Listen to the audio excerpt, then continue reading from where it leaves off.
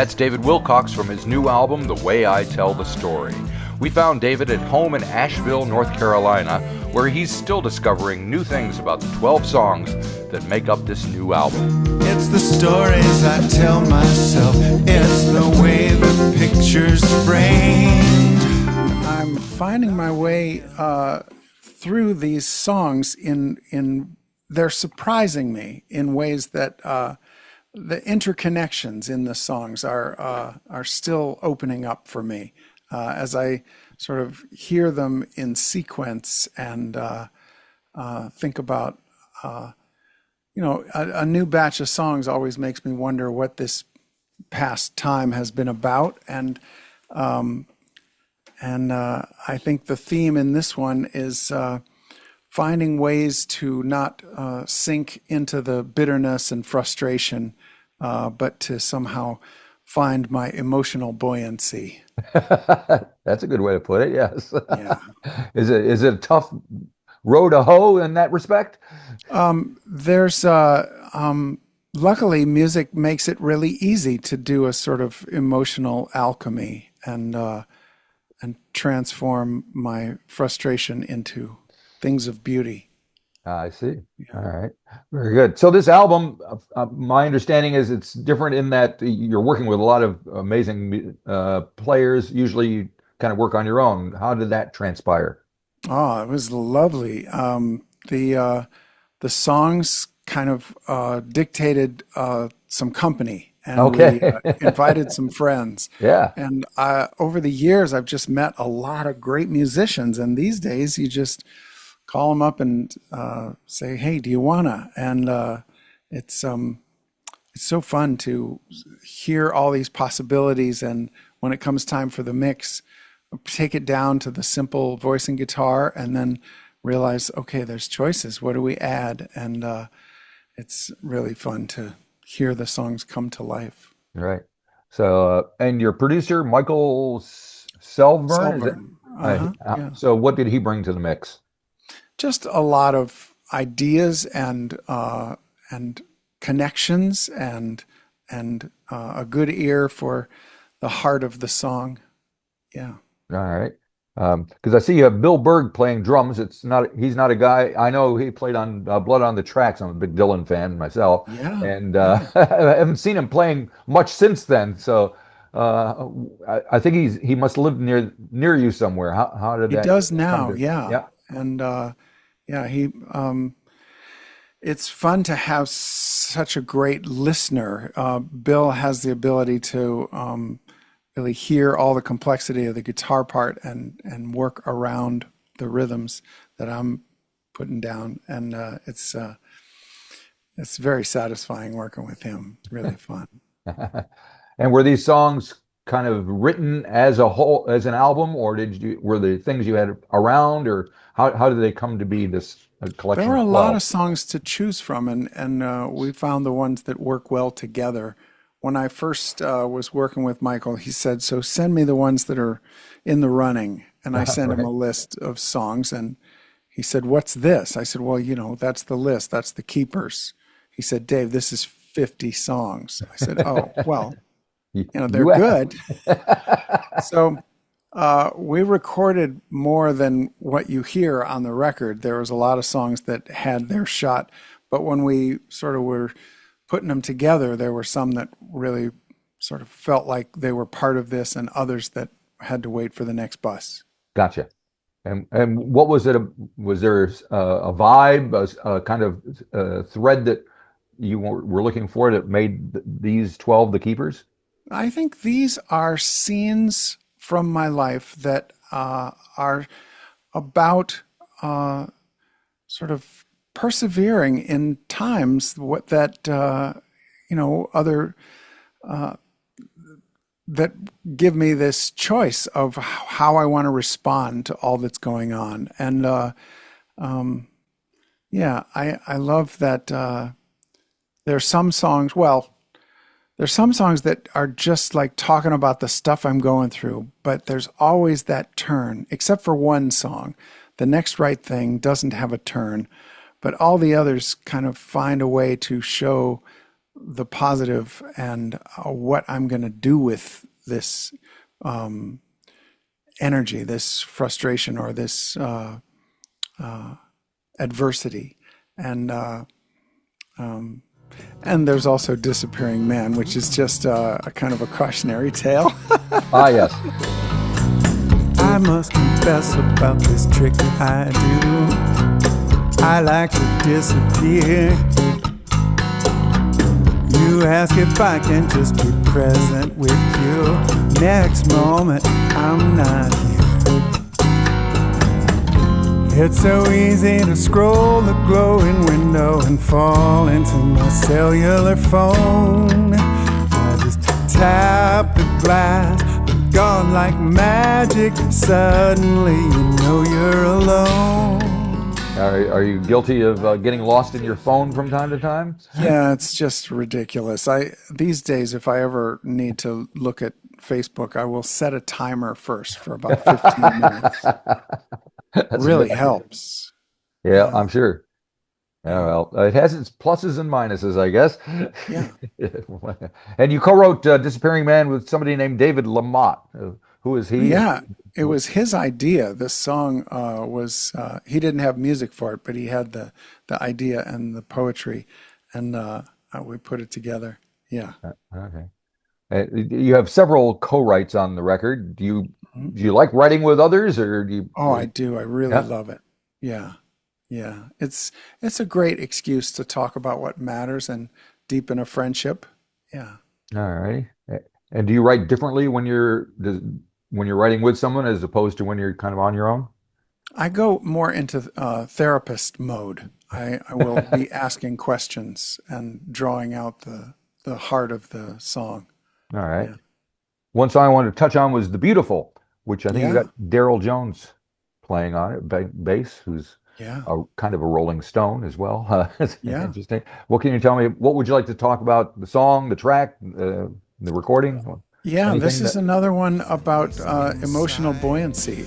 In the ocean deep, when these waves are steep, every hope I keep betrays me. It's the beautiful that saves me.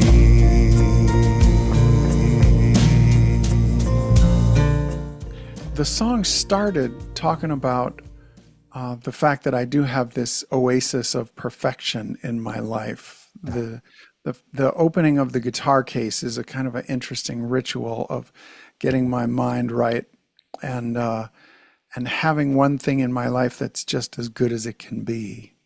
That Olsen guitar that I write on at home, it's for me there is no better guitar, and it kind of sets a precedent for me to be able to have some refuge. Right. And so I started writing the song about that, about the guitar, but it turned into a song about whatever it is that can keep us afloat like a boat on the ocean.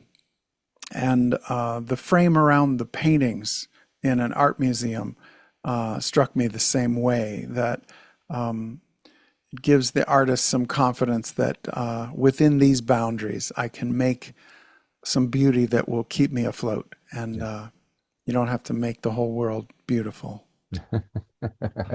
And speaking of guitars, it looks like you have a few behind you there.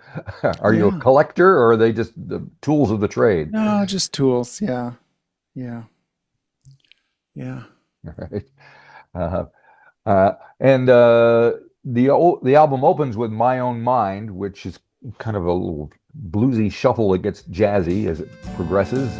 Why is that the opening track? Stranded out in the parking lot, locked out of my car. The big storm of the century is right where we are, where we are. I can cut off the car alarm, There's a lock I can free. There's a gap in the firewall, skeleton key for me. Well, that's a fascinating little song about the ability to have some autonomy, some jurisdiction in my own emotional responses. I'm talking about if I'm feeling anxious about something, that sort of struck me like I should know where the off button is for that, because it's not doing me any good. And obviously there's stuff to worry about when it's time for action. But if it was just going on and on like a car alarm out on the street, I should know how to shut that off, especially since, it's mine. It's my fear. So this is sort of how to do that. And using that analogy of, it's no crime to break into your own car. Right. And the same way, I don't have to sort of always believe my own fear. Sometimes I realize it's just neurochemicals. I need to get some clarity. So the parallel of those two images works for me. When I sing it, it reminds me of that the choices I do have with my own reactions. All right. And it's followed by The Way I Tell the Story, which is the title track, obviously. And it's kind of seems like a spin on spin, if you will. And there's a lot of that going on in the world today, especially in politics, especially in the U.S. So what's your take on the whole thing? Because everybody has a different way of looking at everything and retelling the same story. What good would it do me to just replay the past? Accidents will happen. This one happened fast. So I'll look to where I'm going instead of where I've been. I won't deny my history, but I'll give it quite a spin. So the way I tell the story, I just brushed off the dirt. I landed in a haystack, barely tore my shirt.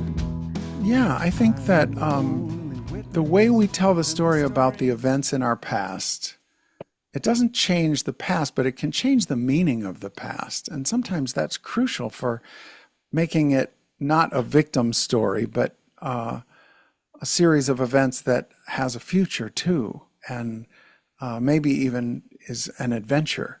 And so the thing about the bridge in that song, crawling from the wreckage, my childhood up in flames, burning down the spiral of alcohol and shame. But the way I tell the story, if I'm the only witness, I'll make a hero's journey of the shit that I've been through. I saw the blaze, turned around, and ran before it blew. You could say I crashed and burned, but I can say I flew. Yeah. That really works for me. It's fun. And do these songs, have you done much performing since the albums? Have you done many shows? Yeah, and I'm loving it. It's I'm going tomorrow morning, flying up to Connecticut for a festival, and it's usually there's 4 or 5 songs on a record that I really love playing. But it's pretty much all of them, and I really love that they all really work for me. Right. And every song, if it moves me, I want to make sure it's moving me in the direction I want to go. And these songs are doing that for me. I kind of sing myself sane with these songs. That's a good way to put it. I like that. And do you have much connection with the audience? Do they come around and hang out at the merch table and tell you all sorts of deep, dark secrets and stuff like that? That's always a great thing about festivals. Yes. Yeah. Yeah. And because it didn't used to always be. You've been making records. I have, I think, a CD of yours from like '91 here. And so it wasn't like that back then. It didn't so much. It was there was a bigger chasm between the artist and the audience back then, and it seems to have closed up. I always feel like all the recordings were always just an invitation to the concert, and I do love that I've been kind of under the radar enough that I have the ability to, not have to isolate or protect, my anonymity. Right. It's it's really nice to be a normal citizen. What is that? I don't even know what that means. Yeah. Yeah. A normal citizen. Uh, okay. And you have one guest vocalist on the record, Ellis Paul. How did that happen? There's actually two. Sorry. Who else is on Yeah. there? Sam Robbins is singing Okay. harmonies. And Oh, right. yeah. But yeah, Ellis Paul did the other voice. Right. In there's two characters in this song, I Can't Argue, which is a custom song. And it's really fun to have that sort of call and response of the two characters. And that was Michael's idea. But I called up Paul and he was up for it. But I can't argue. What good would it do? You think you're right. I can't argue. I can't get through to you. Don't start the fight. I can't argue. You heard my point of view. Who am I talking to? You're not the one I knew. So, are you thinking ahead to the next record? Yeah, there's lots of new songs, and I always love how I have kept my hunger, and it's part of the joy of being sort of at the level that I'm at, is that I still have this feeling like there's more to discover and there's more challenges that are so satisfying.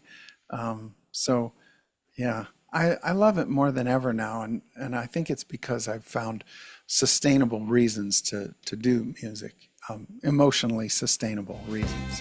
If you enjoyed this episode of the 13th Floor's Music Talk series, please be sure to subscribe to the website or to the YouTube channel. Follow us on Facebook or Instagram and wherever you find your podcasts. There's a whole lot more to discover.